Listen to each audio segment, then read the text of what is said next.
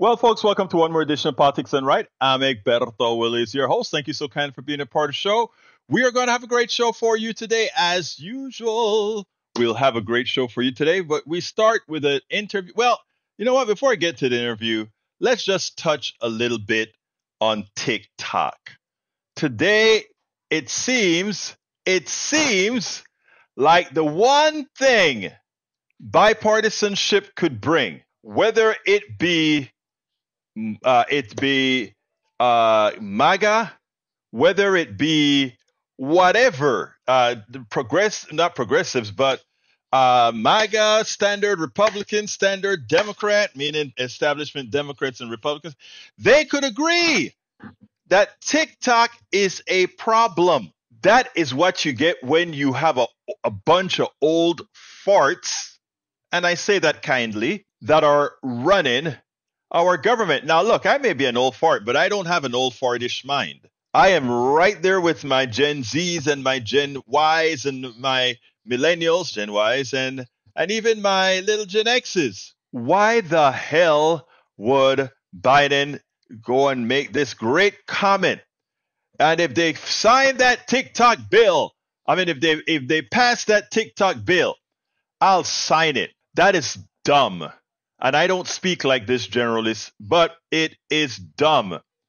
The demographics that's hidden TikTok, the small businesses that are based on TikTok, from the influencers to others, from the people who have used the TikTok shop to make a whole business around that platform, from the historical information that it brings.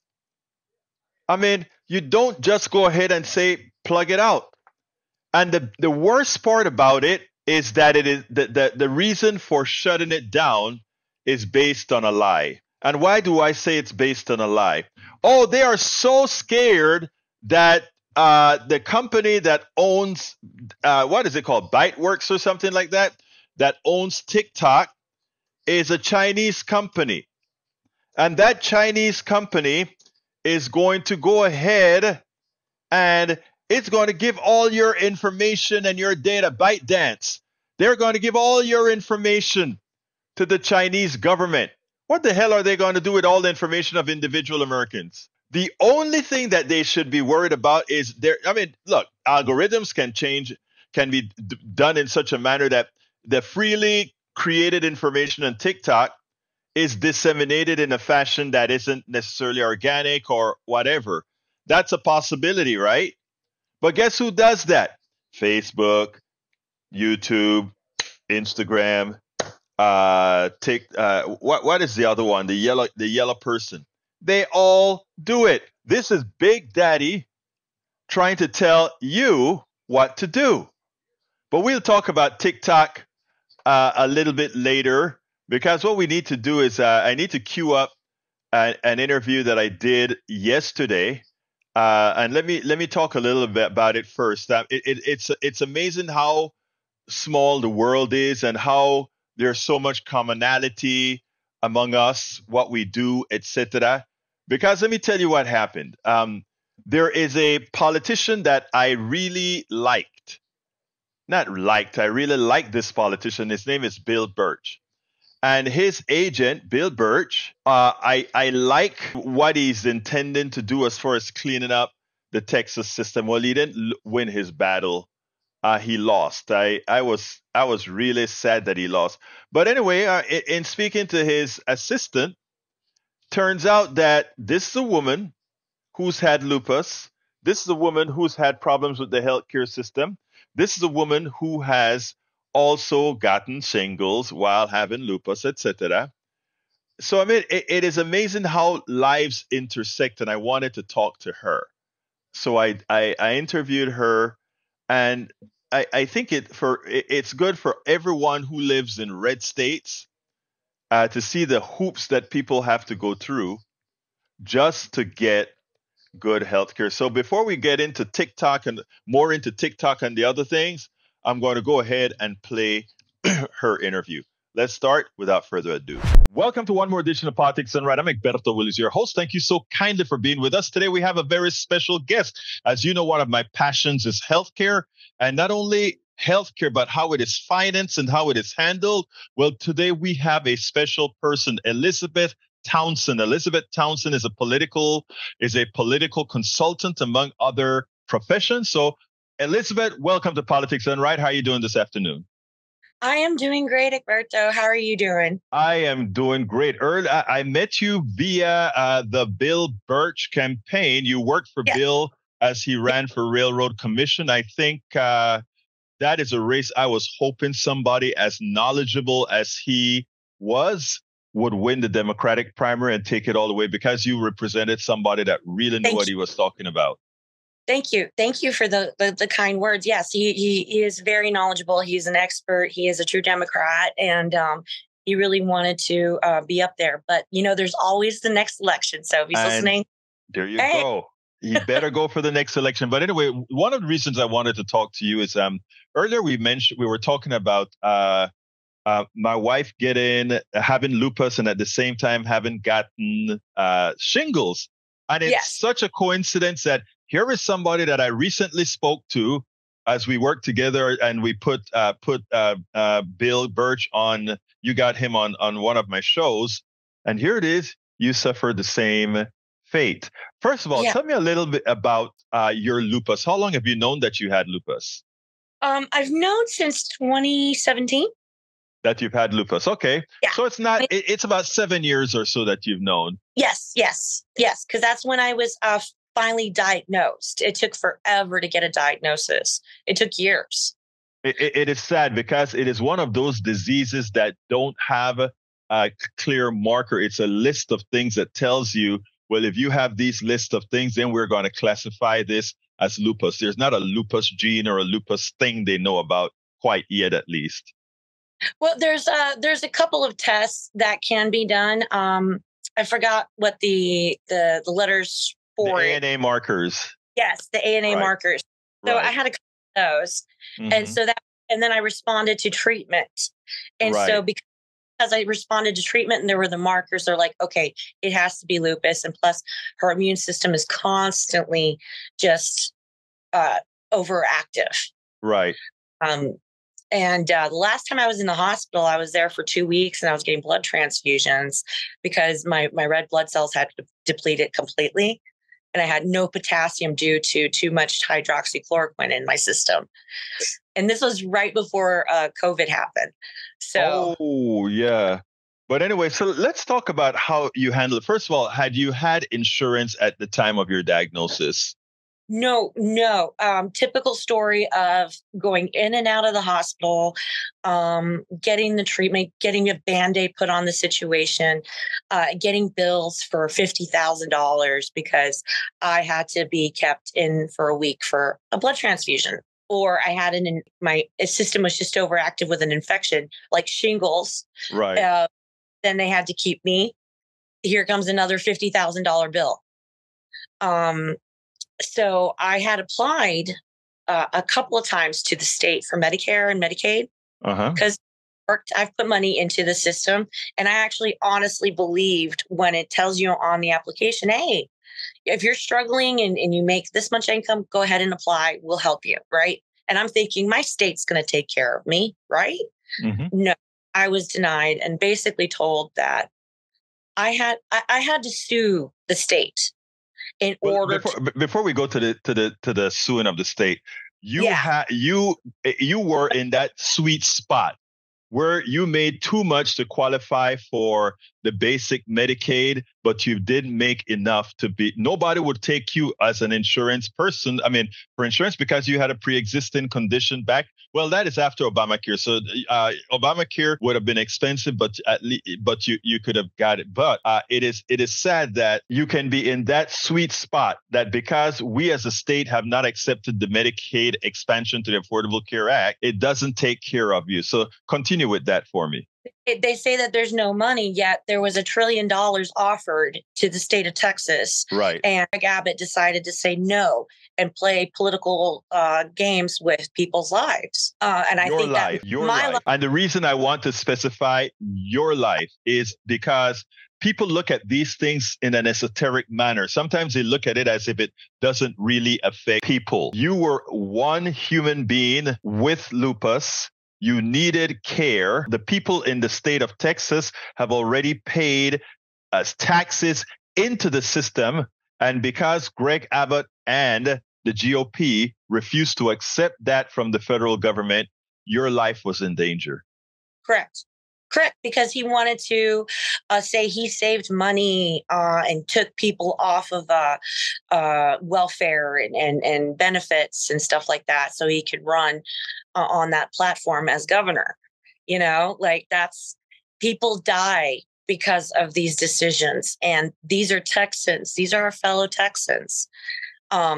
It's easy to get lost in being able to be taken care of and having a home and having all your basic necessities met. But there is a whole large population of people who are destitute, who are disabled because they cannot get the care they need, because they cannot reasonably justify saving their life and their health to the state of Texas. Let's be clear here, Liz, because I want folks to understand. Were you ever somebody that didn't want to work and carry on and do what you needed to do? Yes. I mean, aren't you somebody that paid into the system for decades? Yes, I paid into the system. I've been working since I was 15. I really believed, okay, I'm in a bad situation. I need the help. The wording on the application makes it seem like I'm going to get help. No, there's a whole lot of red tape. Every legislative session, it seems like funding is reduced even further, or there's some convoluted rule that needs to be added in to try to disqualify another group of people. Even as we have in Texas a huge surplus because we don't take care of our own people.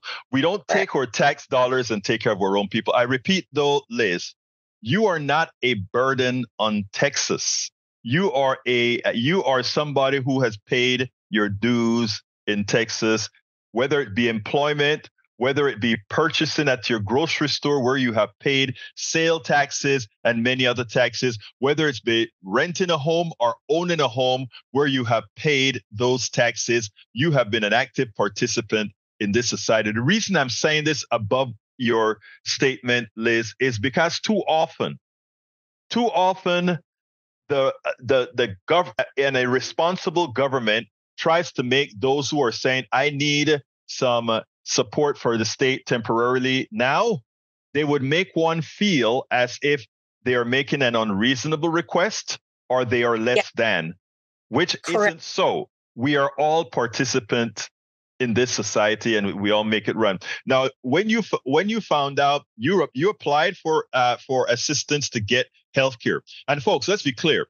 When she got $50,000 medical bills, those were high level theft. But we'll take that another time. Let's go ahead and talk about what you had to do to get some sort of health care.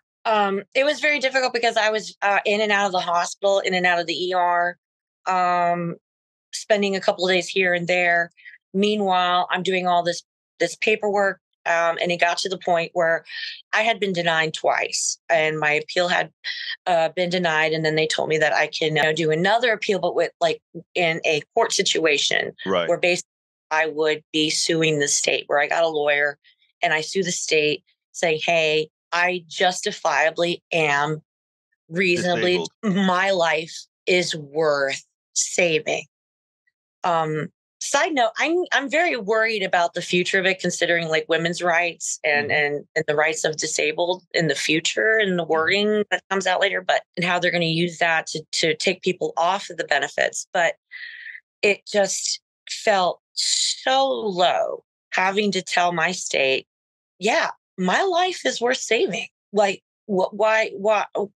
about me? what about all these other people, all these other Texans who pay taxes, who pay into the system, love their state, love their neighbor, are good citizens? Why aren't they valued by the system? And it really told me that, you know what, the state, well, not really the state, it is our leaders don't give a damn. Greg Abbott does not give a damn about anybody except himself. And I know that's hard for a lot of people to digest. It's not the state, it's the people running the state and writing the legislation to purposely hurt and undermine marginalized communities. I mean, like having to sit there and have a judge be like, well, did you pay enough into the system to justify having this $1,000 medication given to you so you could live? And you have a lawyer defending you. And of course, the lawyers take a big chunk. I think my lawyer took about like 45 to almost 50% of back. The back pay from the disability that they didn't pay you for all those years. Correct. So there's a whole industry behind that. There's a whole industry of lawyers that are making money off of people's misery and desperation. And you know what is so interesting? And I wish somebody would do an investigation on that to see how many of these lawyers are tied to the state, meaning the state justifiably denies so that they ultimately will then approve, and the people who help you get approved make a cut of the state's money, because that's exactly what just happened, right? Your lawyer took about 50% of your back disability, which means the state, a lot of the money that would have been apportioned to you now went to a lawyer. And most of these lawyers are in fact connected to the state. Correct. And Americans need to see this. What we need, of course, is healthcare for all. So ultimately, you won your case for disability. Yes. And how does that work now? I imagine you got Medicaid and Medicaid or Medicare so that you could actually get healthcare. Or there was some adjustments and different changes to the laws just as Trump was coming and starting to affect the laws. I was able to get into the system before I was basically disqualified. Right. So what they do is they go to look at your medical history and your bills, so hospitals have a way of benefiting off this as well, because now those $1,000 bills went to the state. Right. And so because I was declared disabled back years before, they were able to be paid taxpayer money, which I thought was like, hey, that's not fair. They shouldn't have charged $50,000 to begin with. But and now they can bill the state for $50,000. Exactly. So these private entity hospitals have something to benefit off of the disabled as well, off of people who are going through this process. And so it's like they have an incentive to help people get on Medicaid and Medicare. It is sad because all around, all of this stuff is so simple, right? All we have to do is have healthcare for all that is needs-based or income-based, because, a teacher with 4 kids may not be able to afford insurance, but they are so valuable to society. We want to make sure that they have healthcare. So we should have a disposable income-based way in which we allocate health insurance. I mean, there's so many things that we can do to make things better for people. Yeah, because I mean, the writing and what we're sold and what we're told is that if we're in a desperate situation, if you're a good citizen, you pay into your Medicare and your Medicaid taxes, and you pay your taxes well, the state will be there to catch you when you fall, right? Right. It should be. No. It should be. The state is there to catch you all right, but it's more like a web. Right. That you fall right through. Well, look, let me just tell you. After you told me your story about having lupus, having issues with insurance, etc., I wanted to get you on so that our audience can hear real stories about what's happening to real people in the community and why, just to start, We need to get the Medicaid expansion to the affordable care so that people won't have to go through what you had, because the time delay, the times that you had to deny yourself health care made you sicker. Anytime you are thinking about, I can't go to the doctor because what if, it makes you sicker, and that is a stress on your life. So the first, many people have some debilitating illness that is affecting their ability to survive, to have a job, to be able to put food on the table and keep a roof over their head, to have the most basic needs of like Maslow's hierarchy, that it just boggles my mind that, I mean, even pharmaceutical companies have a benefit off of this because there's no negotiating price with the state. They can just charge whatever they want. Well, and that ends up putting a strain on the taxpayers. And then they start saying, well, it's because these people are getting benefits from the state, we need to raise taxes. No, that's not the problem. That's not the problem. The problem is this late stage corporate greed. Yes. That's what it is. Corporate greed, and it's a constancy of taking more and more from all of us. They don't accept it that they're the parasites. They are the welfare queens and kings. Yes. They are the parasites, not us.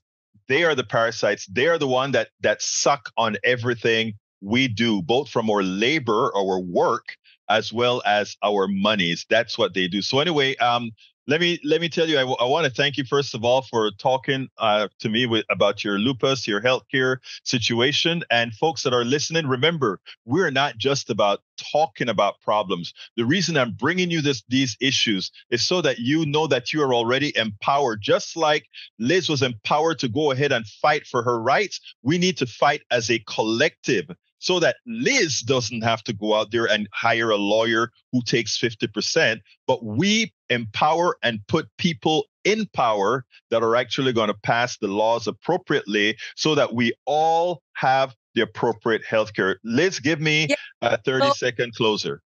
Yes, you get to a point where you wonder, how can you're facing a behemoth of a system that does not work for you. Everyone working together can affect change. Please register to vote, get out and vote. You might think you're just one little person. That's what they want you to think. You are valued. You are worth something. So to those who are disabled or are struggling, please get out and vote. I know it seems like moving a mountain, but we can do it together. Get out there and vote, but not only vote, but vote your interests. Vote your economic interests, vote your healthcare interests, vote your social interests, vote your educational interests. Elizabeth Townsend, thank you so kindly for having been on Politics Done Right. Thank you so much. And thank you so much for your support, especially with the campaign. We really appreciate it. And education is the key to getting folks to be active citizens. Education is how we get active citizens. I love that phrase that she used at the end. I should have I need to kind of put that on a little plaque or something like that, because she's so right. This morning on my show, I allowed this guy, it's a right-wing caller, I allowed him a whole lot of time to specify why he supported Donald Trump and why he thought Biden did a whole terrible job, right? And I went ahead and let him talk and talk and talk. Unfortunately, it was close to the end of the show, and I couldn't really get things done. You know what? I just realized I started the show without saluting all my wonderful people. So I better get busy and say, Lee Grant, welcome aboard. Bruce Pollard, welcome aboard. Bridge MCP, welcome aboard. E2247, welcome aboard. Myla Reason, welcome aboard. Let's see, who else have we got here? I'm scrolling up. I don't want to repeat. May Wood, welcome aboard, my dear May Wood. Melanie Keelan from Barcelona, Spain, welcome aboard. We also have in the house, I'm scrolling up. Michael Rutten from Brooklyn, New York. I'm scrolling up. And of course, Yvette Avery Herod from Atlanta, Georgia. I forgot to say that Bridge MCP is from Binghamton, New York, while Bruce is from Kingwood, Texas. And Mila Rison, I don't know where you're from, Mila. You're going to have to throw it in the chat and tell me where you're from. Lee Grant is from Montgomery County. Lee Grant says y'all's governor, Kathy Hochul, brought in the National Guard to protect the New York City subway. Yeah. In other words, she got a problem on the subway and she did what she needed to do to solve the problem. She didn't go ahead and make a whole lot of noise and started calling all these people around. You know, she didn't try to do the bad things about the people. She had a problem and she did what was necessary to solve the problem, not hyperventilating or bloviating about it. So that's a good thing. But let's be clear. Crime is at a 50-year low, if not more. And you know, the thing about it is we have a media that sensationalize things for your benefit to fool you, Mr. Grant, and others. But the crime rate is at a low. The violent crime rate is at a very, very low point. And you know what? I should put that on the screen for all you doubters. Violent. Now, if you are the victim of a crime, of course, you don't, you know, for you, the crime is 100%. All right. But the fact of the matter is, crime is touts dropping crime rates during. I want to find the charts. Let's see if I can find the charts for you. Violent crime under Biden at record low. Let's see. Violent crime at record low. I want to show you guys something at record low. Let's see if I can find those charts. I only bring it up because of what you said here. The quarterly data for 2023. Let's go ahead. Crime in 2023, murder plummeted, violent and property likely. There we go. Let me put that on the screen for those doubters. The quarterly data in particular suggests 2023 features one of the lowest rates of violent crime in the United States in more than, oh, I didn't get it on, in more than 50 years. Okay, read. Let's read. Let's read. The quarterly data in particular suggests 2023 features one of the lowest rates of violent crime in the United States in more than 50 years. Murder is down 12.7% in our year-to-date murder dashboard as of this writing, December 7th, with a decline in 73% of the more than 175 cities with available data. You know, there's data, there's truth, and then there's the lies that they get to put you into a form that puts you crazy. All right. Lee Grant then says, so Egberto, you find the current level of crime okay? Why are businesses leaving the inner cities? Well, businesses do a lot of things. Why did they go in? I mean, look, again, what you need to do is just follow the data. All right. It's that simple. You don't have to allow yourself to be fooled. You know, the people who you support Lee Grant actually look in your eyes and say, Lee Grant is not going to do any research, so we'll tell Lee Grant anything, and Lee Grant will believe anything. Lee, that's why you're here at Politics Done Right. Politics Done Right will give you good information. Always remember that, and I thank you kindly for being here. False perception based on the media that is trying to get Donald Trump elected. Michael Rodney says, minor crime rate uptick with one highly publicized incident, but lower than historic crime rates. So Governor Hochul sends in 750 National Guards to check the busiest subway station, and the right-wing bubble is all over it. But here it is. A Democrat did the law and order thing, right? Isn't that what she did? Of course it's what she did. All right, let's see what else we got here. Vidi says, when Greg Abbott was put into a wheelchair in 84, wonder how he paid for it. Insurance. And not only did he get insurance, he also got, he sued. But now, and he sued and he's still getting paid from the tree that fell on him, right? But guess what Greg Abbott decided to do? Now that he's got his piece of the pie, he wants to restrict, because he's being paid off, what others can get. I wrote a story about it a few years ago. Greg Abbott, let's see, wheelchair, disabled. Let's see if I can find that article. Because after he got his piece. He didn't want anybody else to get their piece, right? So it is amazing how these people only care about themselves. Here it is. Here's an article that I wrote several years ago. I'm going to put it on the screen because it is important for folks to understand. You know, when we talk about these things, these are things we cover all of the times. I wrote an article a few years ago. It was written in what year? In March 12, 2014. Greg Abbott pocketed $6 million from suit over his disabling incident. All right. But when it was time, and check that article out, I'm going to put it in the chat. I wrote that article several years ago. But when it was time for others to get their thing, he didn't want them. He didn't want others to get what was due them. So remember that. Greg, I've been waiting for a hypocrite on this. Okay, let's see what else I can get to you guys before I move on. Let's see there. Anyway, I think that was a particular article that I wanted you to read on Greg Abbott. All right. Okay, let's see what else we got here. Bridge MCP says the problem has never been New York City subway. New York City is a large and ethnically diverse metropolis. It is the largest city in the United States with a long history of international immigration. The New York region continues to be by far the leading metropolitan gateway for legal immigrants admitted into the United States.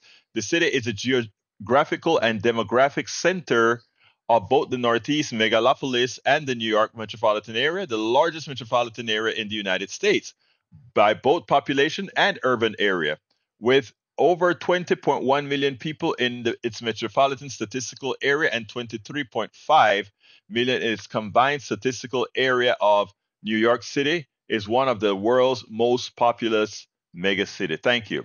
Michael also says Sydney. Those same people will focus on the publicized incident and take that as anecdote to believe the incident was common. No, it made the news because it was newsworthy, something that doesn't happen often at all. The commonplace doesn't make the news. Exactly right. Something that doesn't happen often at all. The commonplace doesn't make the news. I repeated that. Sydney says people don't always understand the difference between anecdote and evidence. Sydney, you are so smart and you nailed it as well. And Sydney, where are you from? All right, what else have we got here? E2247 says, keep on pushing Biden on Palestine ceasefire, extort to Israel, use Russia frozen assets, at least the interest to aid Ukraine. I can deal with that. Mike Cisak says crime is massively up in Portland, Oregon as well, but the rest of Oregon has less crime going on. Oh, Lord. Mike, you see what Mike Cisak is doing? He's doing a standard modus operandi. Okay? Again, overall crime rate down around the country because people, as Rudnan would say, we know crime has a very high socioeconomic component, and that's what we're looking at. Oh, we got quite a few people watching on Twitter today. And as like, oh yeah, well, we are all over the place. We're on our Facebook page, our YouTube page, our Twitch page, oh, good. It's finding out all over. All right, good. Let's go back to TikTok a short bit. And let me put this article on the screen. Blatant censorship. Critics blast U.S. House vote for TikTok. Let's see, Egberto, Willies, my first comment was, I think I overshared with yesterday's call. I apologize. Oh, Bridge. Nobody can, anything anybody says on my program, it's not oversharing. It is what you feel. It is what you want. Now, let me tell you what I would like to do, however, Bridge. You know, I take outtakes out of my programs to make shorts and that sort of stuff. I thought about this, but I was going to call you directly, but I'm going to do it right here on air. I would love to create a little 3-minute thing out of because I think it was so to the heart, your commentary yesterday. I would love to make a little 2-3 minute piece on that. If you think it's okay. I think it would be informational to a whole lot of people. So you tell me yes, no. I always listen to what you guys want. All right. Blatant censorship. Critics blast U.S. House vote for TikTok ban. Don't ban TikTok, said Fight for the Future. Pass a goddamn privacy law. That's the answer. U.S. progressives on Wednesday decried what they called a xenophobic censorship bill passed by House lawmakers that would ban TikTok of its Chinese parent company doesn't sell its stake. If the Chinese company doesn't sell its stake in the popular social media app, with critics arguing that Congress should instead pass a comprehensive digital piracy law. Lawmakers passed the Protecting Americans from Foreign Adversary Control Applications Act in an overwhelmingly 352 to 65 vote. The legislation prohibits distributing, maintaining, or providing internet host service for a foreign adversary control application like TikTok, a wholly owned subsidiary of a Chinese company. Okay? 50 House Democrats and 15 Republicans voted against the bill. I voted no on TikTok for say the bill. Greg Casar from Texas, my brother here from Texas. While I have serious data privacy concerns with TikTok, this bill was rapidly rushed to a vote by the Republicans with almost no public scrutiny, and that's a recipe for unintended consequences. No, they know what the intended consequences are. They want to take away the competition from Facebook, for Facebook, Instagram, Snapchat, and all these other guys, okay? You see, the Chinese company happened to have developed a great interface, and that's what scares them to death. That's what scares them to death. Congresswoman Ilhan Omar, who also voted no, said on social media that not only are there First Amendment concerns, this is a bad policy. We should create actual standards and regulations around privacy violations across social media companies, not target platforms we don't like. Representative Barbara Lee, another no vote. Rather than target one company in a rush to a secretive process, Congress should pass comprehensive data privacy protections and do a better job of informing the public of the rest of the companies. Let me tell you what I wanted. That is something that is very important. I'm not going to read the rest of the articles. You guys can put it. It's indicated in my I have it in the commentary. But here's important things people need to understand. It's a fraud because while they are concerned that TikTok is going to be collecting all this information about you, what they don't tell you is if you want to know who controls the platform, it is either Apple or Google. I write software. There is nothing TikTok can do that it hasn't given permission to do. In other words, when TikTok is placed on your telephone, TikTok is not living on an island of itself just sending data to China. TikTok has to request from Google, hey Google, where am I? Oh Google, how do I send this information? Hey Google, where am I transmitting to? Hey Google, where is this data going? Hey Google. So the Congress people are and I don't use this lightly, but those people who write this stuff, and it behooves me that there's even the Secret Service or our security agencies are looking at this as a problem, because it tells me if this is how they see problems, they are fairly dumb. Let me give an example. You can buy an SDK, software development kit, that is developed by anybody. And that kit that you develop, that you put on YouTube or you put on your phone, whether it be Apple or Google, it could have within it, once you say send packet over system, within that itself, it could be sending stuff over to China. It could be sending stuff over to Japan, anywhere. So this thing that somehow removing TikTok out of the system gives us some sort of security is the biggest bunch of hogwash. Because TikTok, in as much as it's huge, 170 million people use it in the United States. It's huge. But you know, all those millions of people also use a lot of applications, games. They use WhatsApp. They use all these other tools that uses SDK, software development kits, that the people who develop these tools have no clue what are in these software development kits, which means they could actually go ahead and do the same thing, right? What I'm saying, my friends, is first of all, they assume you are dumb. Our security agencies, our spy agencies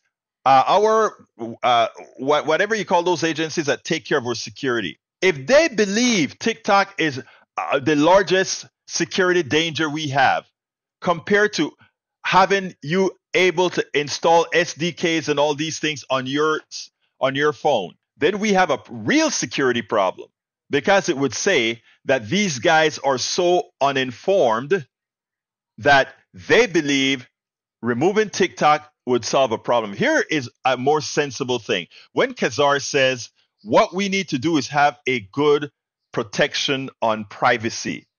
If we have a good protection on privacy, what that immediately tells you is that the basic the channel that you would want to use for that protection begins at the source, meaning Apple, meaning Google, meaning Android, meaning iOS. Those are the operating systems of these two systems. And what would you do? You would regulate Apple and regulate Google. And you tell Apple and Google, before you give the data, when people select their privacy, let's say you don't want. Sorry, I didn't understand. Let's say that you don't want your data transmitted across to China or whatever. Guess who controls that? Not TikTok. TikTok says, "Hey Google, can you ship this to China for me?" And then Google says, "Okay, I will."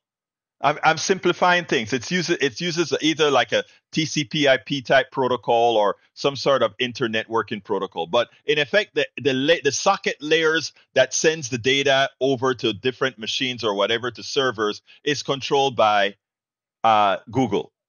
So if the government were really serious and they were concerned about your security and not only your security but your privacy, what they would say is, okay, we don't have to regulate TikTok. We don't have to regulate Facebook. We don't have to regulate Snapchat. We don't have to regulate Instagram or any of that. Those applications, right, or rather Google, or through Android, or Apple through iOS, will ask you, "Hey, customer of mine, what data are you willing to give up?"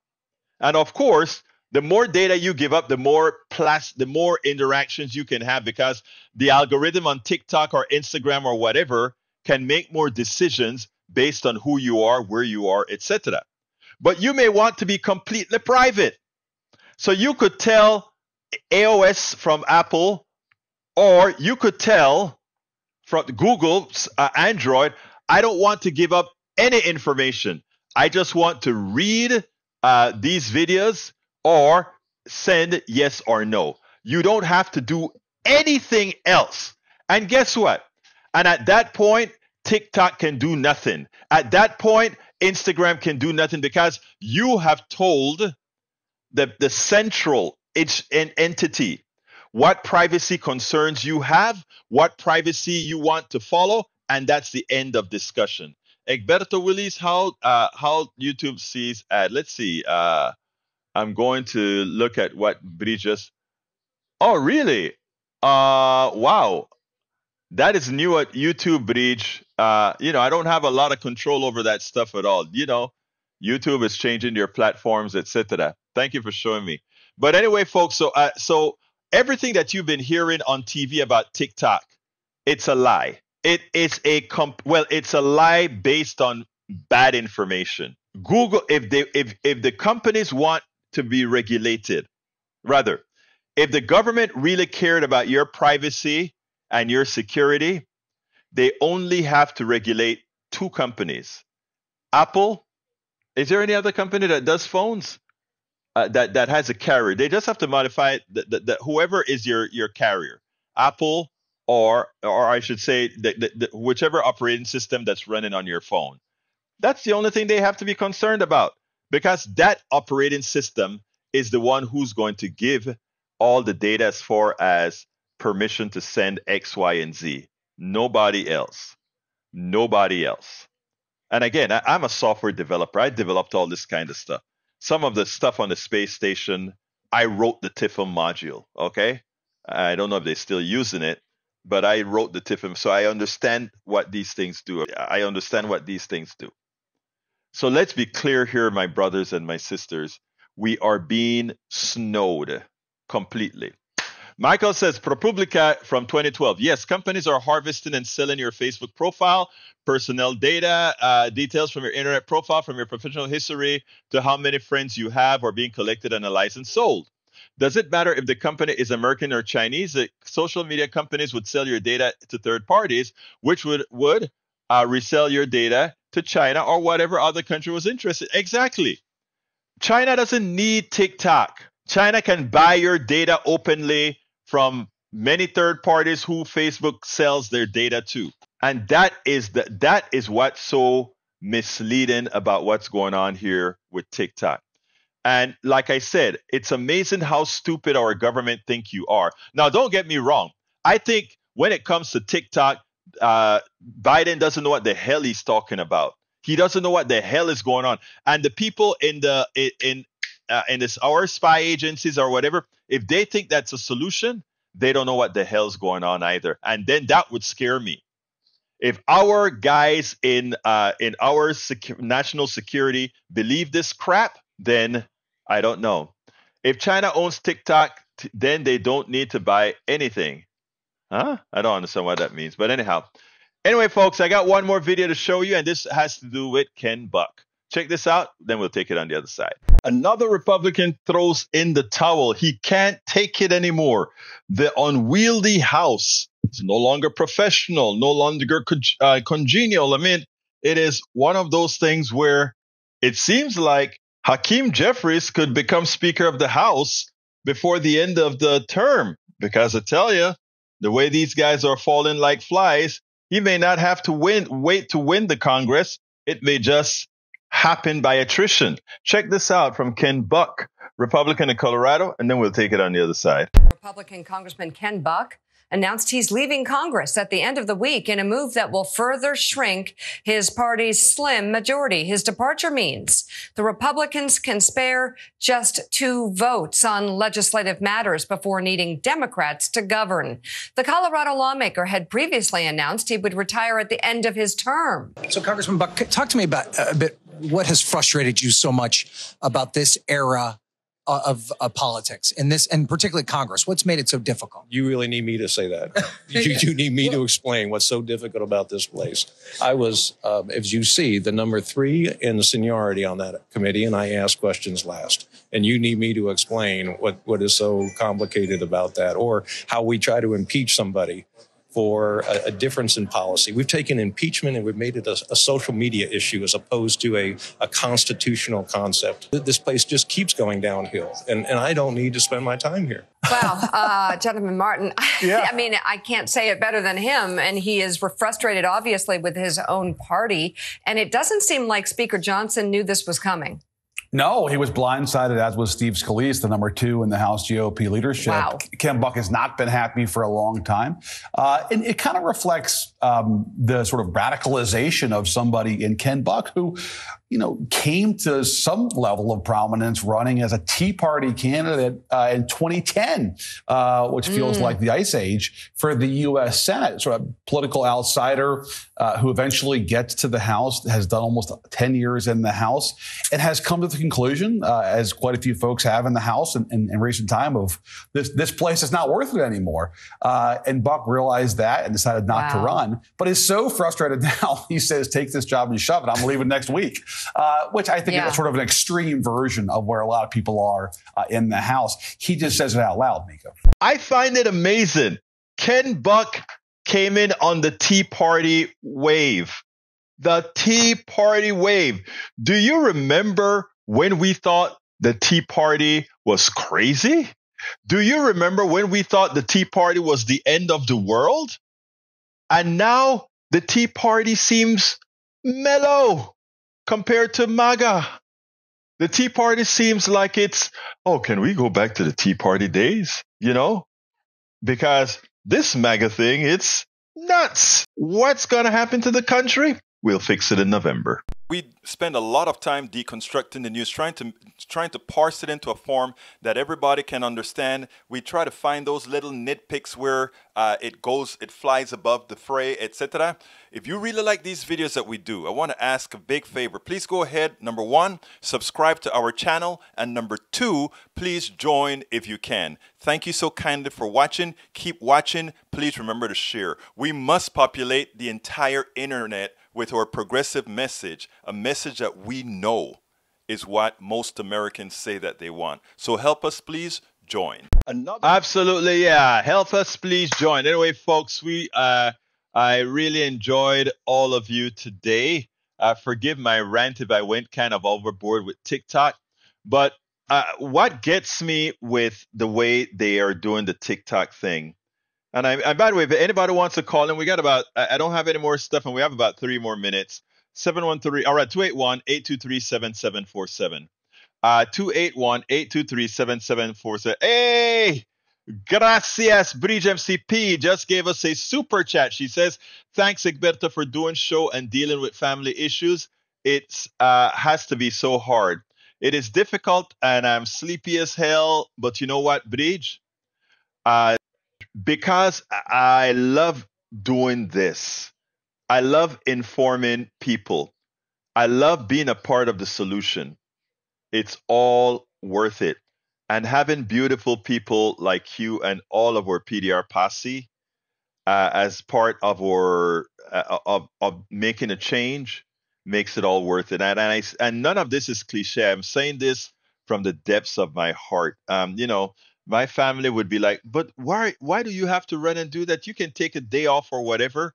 And for me, it's like, I remember one time I just, I didn't feel like doing it one day because I don't remember what happened, And I got this email from this regular listener. They never talk or get to the chat. And they sent me an email to see, they're like, I was waiting to come on and watch at this time. And, you weren't there, and I thought there may have been something wrong with you, and da-da-da. And, when that email made a difference in me, in that, you know what? When you're doing this is what you're committed to do. And unless there are real extenuating circumstances, this is what you're committed to do. It's that simple. So, and by the way, I love it. I love making the change. I love informing. I love writing. I love doing all of this because I think this is what some of us need to be doing. So, Bridge, thank you so kindly for your support via Super Chat. And folks, given that Bridge started the giving today, I want to remind all of you that you can join in either with a Super Chat by going into the Super Chat on the screen if you're on YouTube, or you can go to our Patreon. Let me go ahead and pull that stuff up. What's wrong with me? I always forget at the end. Okay, I got to get all my donation links. All right, folks, you can support the program by becoming one of our patrons. Become one of our patrons by going to politicsandright.com/Patreon. Politicsandright.com/Patreon. You can also find all the different ways to support us by going to politicsandright.com/support. Politicsandright.com/support. Now, we have a newsletter that goes out every day, at least once a day, in the mornings to talk about what the KPFT show is going to be about at 9. Please consider becoming, it's a free newsletter, but it has a paid option. And I want to ask those of you who have the wherewithal, those of you who can do it, please, it's like saying I want to get Egberto a coffee a month. Okay? So go ahead and subscribe to our newsletter, and it's not, you get something for it. All my books, I have 5 books, and I'm working on others. All my current books and subsequent books, subscribers to my newsletter can read it. They don't even have to go out there and buy the book. They can read the book, and I guarantee you, you're going to like it. But this is my new book, Tribulations of an Afro-Latino Caribbean Man.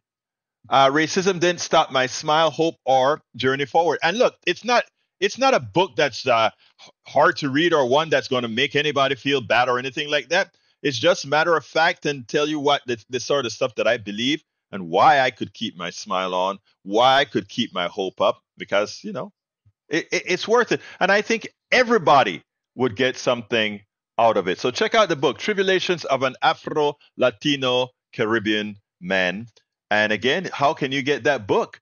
You can just go to politicsandright.com/books or subscribe to either Patreon or get our a newsletter, and you'll be able to just go ahead and get all my books. Anyway, I got to get out of here. My name is Egberto Willies. I want to thank all of you for being here. My name is Egberto Willies. This is Politics and Right. And you guys know how I end this baby. I am what? Out! We spend a lot of time deconstructing the news, trying to parse it into a form that everybody can understand. We try to find those little nitpicks where it flies above the fray, etc.